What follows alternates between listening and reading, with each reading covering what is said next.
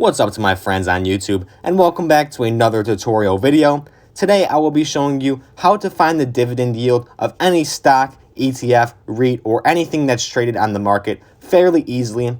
Now you may have been wondering because various apps report the yield differently, and obviously it's going to be different as stocks swing and their prices go up and down, and the yield percentage is going to slightly change based on that. But in my opinion, I'm going to show you the most simple way and most updated way as well to find the dividend yield based on percentages, and it even gives you a long detailed history of each dividend payout so you could do the math yourself based on where you think the price is going to go.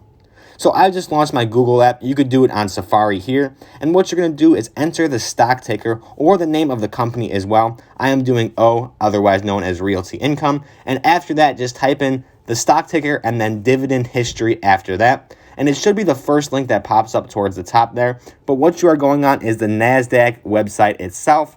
In my opinion, the most updated and most safe website to go to.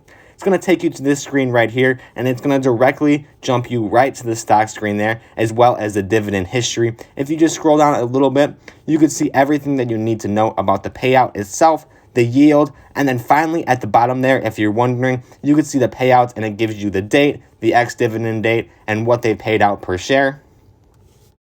And I'm really not the biggest dividend investor myself, but I do own some shares of O, and they are probably my most consistent dividend payer. As you can see, they have been consistently raising their dividend.